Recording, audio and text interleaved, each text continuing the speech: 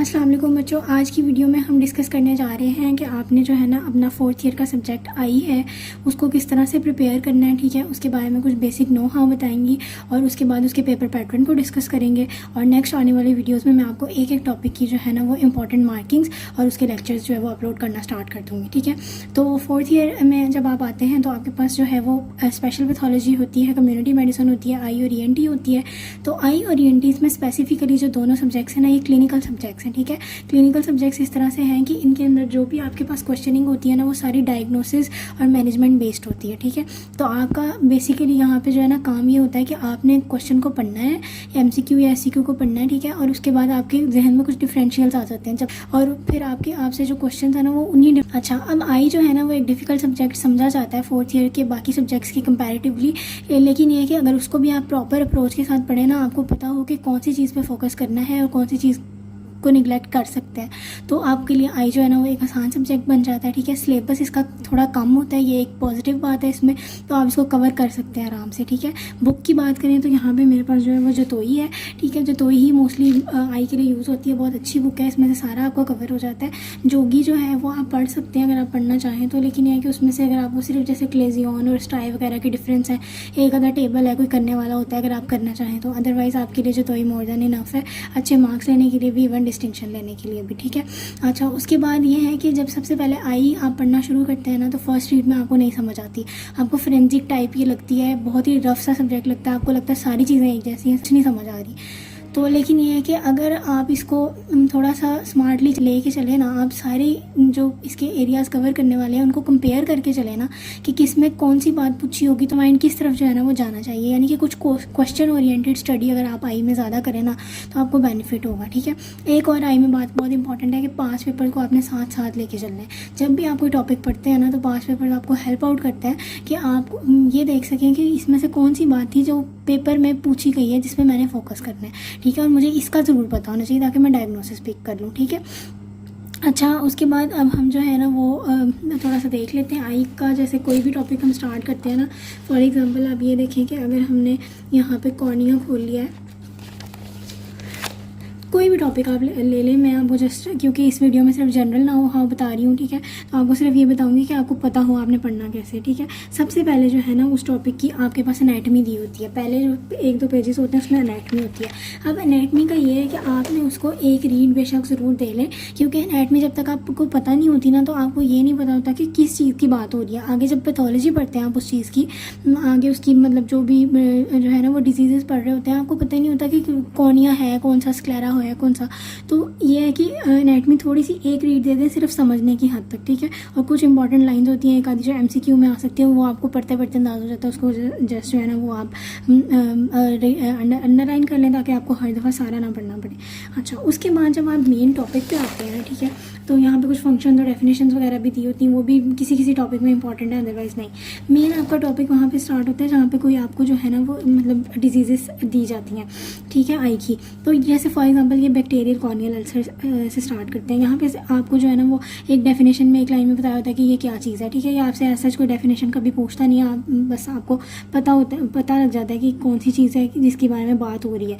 ठीक है, इटियोलॉजी बिल्कुल कुछ टॉपिक्स की इंपॉर्टेंट है, अदरवाइज इटियोलॉजी आपको करने की कोई खास ज़रूरत नहीं होती। फिर आते हैं पैथोजेनेसिस पे। अब पैथोलॉजी नहीं पढ़ रहे हैं आप, आई पढ़ रहे हैं, ऑप्थेल्मोलॉजी पढ़ रहे हैं। ठीक है, तो आपको पैथोजेनेसिस करने की कोई स्पेसिफिक ज़रूरत नहीं है, जस्ट अगर आपने नो हाउ के लिए इनके स्टेप, इनके जो है वो हेडिंग से नाम पढ़ लेना फर्स्ट फॉर्म में, तो वो भी मोर देन इनफ है। आपने जो क्या बच्चे गलती ही ये करते हैं कि वो सारा टाइम जब वो एक तरफ से चैप्टर यहाँ से लेके स्टार्ट करते हैं, वो सारी शुरू की बातें जो अनइम्पॉर्टेंट होती हैं उन पर अपनी इतनी एनर्जी वेस्ट कर देते हैं कि वो असली टॉपिक पे आते आते तक उनके ना तो एनर्जी रहती है ना उनके पास टाइम बचता है, और वो फिर जब पेपर में बैठते हैं ना तो एक बिल्कुल ही अलग सिनेरियो बना होता है और उनको इतना पढ़ने के बावजूद फ़ायदा ही नहीं होता। आपने ऐसे नहीं पढ़ना, आपने टॉपिक पे आना है। ठीक है, टॉपिक में अब आपने इन चीज़ों को गुजारने के बाद मेन जो है ना यहाँ पे आना है क्लिनिकल फीचर्स पे, उसके बाद इन्वेस्टिगेशंस, ट्रीटमेंट्स और जो कॉम्प्लिकेशन है ना वो, ये आपके पास जो है ना पेपर पैटर्न होता है। पेपर पैटर्न में आपसे पूछा ही जाता है कि जी डायग्नोसिस बताएं, फिर आप इन्वेस्टिगेशन, ट्रीटमेंट और कॉम्प्लिकेशंस के बारे में पूछा जाता है। डायग्नोसिस बनना मेन बात है। आई में सबसे बड़ी प्रॉब्लम जो होती है ना वो डायग्नोसिस को बनाना होती है। ठीक है, डायग्नोसिस कैसे बनेगा? अच्छा, इसका बहुत अच्छा तरीका मैं आपको बता रही हूँ जिससे आपको बहुत हेल्प मिलेगी और आपकी आई बहुत अच्छी तैयार हो जाएगी। वो ये है कि जब आप क्लिनिकल फीचर्स को पढ़ते हैं ना, देखिए क्लिनिकल फीचर्स में एक सिम्टम्स होते हैं वो जो पेशेंट को फील हो रहे हैं, साइंस वो होते हैं जो डॉक्टर बीइंग अ क्लिनिशियन हम उससे एलिसिट करवाते हैं, कोई टेस्ट करवा लिया या कोई जो है ना वो एग्जामिनेशन करके हमें मिली, वो साइंस होते हैं। अब ना जब आपने इसकी क्लिनिकल फीचर्स को पढ़ना है ना, आपने ध्यान से पढ़ना है। लेकिन एक बात इसमें मसला ये आएगा, अब आएगी ऑलमोस्ट हर क्लिनिकल फीचर के सिम्टम में आपको पेन मिलेगी, आपको लैक्रिमेशन, फोटोफोबिया, ठीक है, ब्लरिंग ऑफ विजन, इस टाइप की चीज़ें मिलेंगी। तो आप कहेंगे कि भाई अब इसमें से स्पेसिफाई मैं कैसे करूँ। आप जब पढ़ रहे होते हैं ना, पहली रीड में तो मे भी इतना ना हो, दूसरी रीड में आपको ज़रूर पता लग जाता है कि आपने जो है ना क्लिनिकल फीचर्स में से भी किन चीज़ों को हर बीमारी के लिए ध्यान में रखना है, जो यूएचएस या जो क्वेश्चन में दी जाती हैं, ठीक है। तो अब आप क्या करेंगे, आप साथ ही अपने पास पेपर खोल लेंगे। पास पेपर आपने हमेशा पढ़ते हुए साथ खोलने हैं, स्पेशली आई में या जिन जिन सब्जेक्ट्स में इस तरह से आप पढ़ेंगे ना, आपको बहुत बेनिफिट होगा। अब आपको पता चलेगा कि बैक्टीरियल कॉर्नियल अल्सर की जब आप टॉपिकल, बेहतर यह है कि टॉपिकल पास पेपर्स खोल लें ताकि आपको ढूंढने में भी आसानी हो, ठीक है।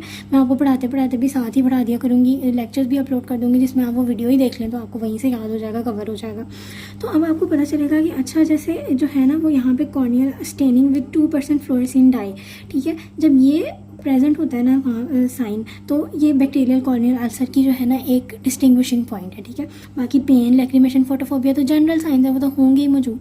इसको अब आपने क्या करना है कि इसी तरह जो है ना रेड बॉल पॉइंट से जो है वो अंडरलाइन कर लेना है या फिर जो है वो हाईलाइट कर लेना है, ठीक है। फिर आपने आगे जाना है। इससे आपको क्या फ़ायदा होगा, जब आप अगली दफ़ा ये पढ़ रहे होंगे ना, तो आपकी सीधी नज़र ही उन पॉइंट्स पर जाएगी जो आपसे पूछे जाने हैं, जिनको देख के आपसे क्वेश्चन पूछा जाएगा। आप इधर उधर की चीज़ों में मिक्स होंगे नहीं, क्योंकि इतनी डिजीज़ अभी आपने पढ़नी है, उनमें सब में अगर आप लैक्रिमेशन, फोटोफोबिया, जो है वो ब्लरिंग ऑफ विजन और ये जनरलाइज से सिम्टम्स याद करते रहेंगे, आपको ना पेपर में कोई फ़ायदा होगा क्योंकि उन्होंने पेपर में क्लिनिकल फीचर्स तो आपसे पूछना ही नहीं है, ना आपसे डायग्नोसिस बनेगा क्योंकि जो मेन थे वो आपको भूल जाते हैं, वहाँ पे मिक्स हो जाते हैं। आपने फोकस ही उन पे करना है जो दे के क्वेश्चन पूछा जाता है, ठीक है।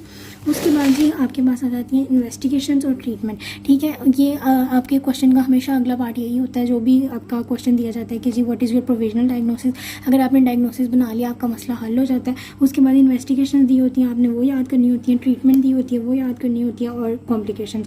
अब इसमें भी ये है कि अब आप देखिए इतनी सारी इन्फॉर्मेशन दी हुई है। फॉर एग्जांपल आपसे ट्रीटमेंट पूछी जा रही है बैक्टीरियल कॉर्नियल अल्सर की, तो क्या आप जो है वो 2 या 3 नंबर के क्वेश्चन में इतना सारा लिख सकते हैं? क्या इतना ये कोई लॉजिकल बात है इतना लिखना? बिल्कुल भी नहीं। आपने इसमें क्या करना होता है, आपने जस्ट हेडिंग्स करनी होती हैं, ठीक है। ये देख लेंगे जो 4 हेडिंग्स इसमें दी होती है ना, इस हेडिंग्स के अंदर जो मतलब जितने भी पॉइंट्स स्टार्ट हो रहे हैं ना, उनका जो पहला वर्ड है, यानी कि जो पहली ड्रग की क्लास दी हुई है ना, जैसे कि एंटीबायोटिक्स बताए हुए हैं, टॉप एंटीबायोटिक ऑइंटमेंट्स बताए हुए हैं, सब कंजक्टाइवल इंजेक्शंस बताए हुए हैं, ठीक है, साइक्लोप्लेजिक्स बताए हैं, एनाल्जेसिक्स बताए हैं, एंटी ग्लाइकोमा ड्रग्स बताई हैं। ये सिर्फ आपने जो है याद करना है, बाकी आपने कुछ इसमें से नहीं करना। अंदर से जो है जब आप एक दफ़ा इसको कर लेंगे तो आपने अंदर वाली लाइन को सिर्फ अपनी तसल्ली के लिए एक रीड देना हो तो आप दे लें, कुछ इंपॉर्टेंट लगे तो अंडरलाइन कर लें, अदरवाइज़ कुछ भी नहीं होता। आपको समझ ना आए तो आप अंदर से पढ़ लें, अदरवाइज़ आपने फार्मा पढ़ी होती है, फार्मा पढ़ के आते हैं, आपको समझ आ जाती है, वो कोई प्रॉब्लम नहीं होती। तो आपने सारी एनर्जी ये इन पैराग्राफ्स को एज इट इज़ रट्टा मारने में नहीं लगानी, सिर्फ मेन ड्रग्स की जो है ना क्लास का पता होना चाहिए, और जो है वो एक आधा अंदर से नाम आप याद अगर कर सकते हैं तो कर लें बस।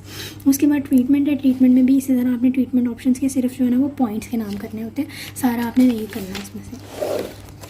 उसके बाद जी हम आते हैं कॉम्प्लिकेशंस पे। तो जो भी हमारे पास, अब देखें कॉम्प्लिकेशंस, अगर आप यहाँ से स्टार्ट होके आपके पास ये सारी जो है ना ये कॉम्प्लिकेशन दी हुई है बैक्टीरियल कॉर्नियल अल्सर की। अब इसमें भी सेम आपने यही करना है, जस्ट जो है ना वो पॉइंट्स उनको आपने याद कर लेना है, उनके नाम याद कर लेना है, आपकी कॉम्प्लिकेशंस पूरी हो जाती हैं, ठीक है।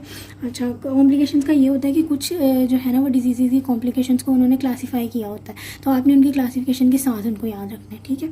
और दूसरा ये है कि आपने पढ़ते पढ़ते जो है ना डायग्राम ज़रूर देखनी है, आपने रट्टा नहीं एज इट इज़ मारना, एज इट इज़ रट्टा लगेगा भी नहीं, ठीक है। डायग्राम से आपको बहुत फ़ायदा होगा, ओएसपी वाइवा में भी। उसके अलावा आपके दिमाग में एक इमेज बनी होगी कि अच्छा वो डिजीज़ थी तो ये बात हो रही थी, ठीक है। तो ये बेसिकली पैटर्न होता है इसको पढ़ने का। आप देखें कि अब जैसे आप इसी को देख लें कि कॉर्निया में एक बैक्टीरियल कॉर्नियल अल्सर आ गया, अब फंगल जो है डिजीज़ आ जाएंगी इसकी, उसके बाद जो है वो इसकी वायरल डिजीज़ आ जाएंगी, ठीक है। उसके बाद जो है वो आपके पास जो है ना केराटोकोनस वगैरह आ जाएगा। अब इतनी सारी जो है वो डिजीज़ है, इन्हीं को देख के बच्चे परेशान होते हैं, लेकिन जो मैंने आपको तरीका बताया ना, अगर आप इस तरह से रीड करेंगे तो आपको मिनिमम टाइम में आपको मैक्सिमम आउटपुट मिल जाएगा, ठीक है। अब ज़रा इसकी मार्क्स डिस्ट्रीब्यूशन की बात कर लेते हैं हम। आपके पास जो है ना वो ऑप्थेमोलॉजी का जो पेपर है वो टोटल 100 मार्क्स का होता है। MCQs 45 होते हैं, ठीक है, 1 मार्क्स का ईच। SCQ आपके पास टोटल 5 SCQs होते हैं, 9 मार्क्स का ईच होता है, 45 मार्क्स के SCQs हो गए। इंटरनल असेसमेंट के 10 मार्क्स ऐड कर लें तो टोटल 100 मार्क्स का रिटर्न हो गया आपका, और 100 मार्क्स का ये आपका प्रैक्टिकल होता है। उसमें OSPI जो है उसमें स्टैटिक या फिर अनऑब्जर्व स्टेशन जो है वो 10 होंगे, जिनमें से 5 मार्क्स ईच होंगे, तो आपके 50 मार्क्स बन जाते हैं। इंटरएक्टिव स्टेशन जो है ना वो आपके जो है वो 4 होंगे, और जिनमें 10 मार्क्स ईच होंगे, और आपके 40 मार्क्स ये हो गए, और प्लस 10 इंटरनल असेसमेंट 100 मार्क्स पूरे हो गए, ठीक है। 200 मार्क्स का आपका पेपर होता है। तो इंटरएक्टिव स्टेशन का थोड़ा सा देख लें। UHS की जो सेंट्रलाइज OSPI का पैटर्न दिया गया ना उसके अकॉर्डिंग आपके इंटरएक्टिव आपका जो वाइवा है ना वो इंटरएक्टिव स्टेशन में ही कवर हो जाता है। सेपरेटली इतना उन्होंने स्पेसिफाई नहीं किया कि लेना है, लेकिन वो हर कॉलेज जो है वो अपने लिहाज से थोड़ा बहुत चेंज कर ले तो ज़्यादा बात है, अदरवाइज़ ये आपका यहीं पे कवर हो जाता है, ठीक है। शॉर्ट केसेस आपको शायद नहीं पता होगा, वो इस तरह से होता है कि जैसे कोई पेशेंट जी आ गया है, वहाँ पे आपके पास कॉर्निया कंजक्टिवा का आ गया, for example bacterial cornea ulcer के साथ ही है, तो आपसे वो थोड़ा सा जो है ना वो ब्रीफ सा पूछ लेते हैं कि ये इसको आप एग्जामिन करें, ठीक है, आप उसकी जो है ना वो हिस्ट्री लें, आप उसकी एग्जामिन करें और ज़रा बताएं कि आपका क्या प्रोविजनल डायग्नोसिस है। फिर उसी बेसिस पे आपसे 1-2 क्वेश्चन कर लिए जाते हैं डायग्नोसिस और ट्रीटमेंट के। क्लिनिकल मेथड वाले स्टेशन पे आपसे जो है ना बाकायदा मेथड करवाया जाता है, जैसे कि स्क्विंट है तो उसमें कवर अनकवर टेस्ट होते हैं, वो ग्लोकोमा है तो डिजिटल टोनोमेट्री वगैरह करवा सकते हैं, ठीक है। और इसी तरह से जो है ना कि आपके 4 स्टेशन पूरे हो जाते हैं। 2 में शॉर्ट केस होता है, 2 में क्लिनिकल मेथड्स होते हैं, लेकिन एग्जामिनर ज़रा इसको अपनी मर्ज़ी से भी थोड़ा वेरी कर लेता है, वो इतना बड़ा मसला नहीं है, ठीक है। तो आई होप आपको थोड़ा सा एक ओवरव्यू मिल गया होगा कि आपने जो है ना वो आई को पढ़ना किस तरह से शुरू करना है। नेक्स्ट वीडियोज़ में मैं सारी इंपॉर्टेंट गाइडलाइंस और मार्किंग जो है ना वो आपको लेक्चर्स के साथ इंशाल्लाह अपलोड कर दूँगी। थैंक यू, अल्लाह हाफिज़।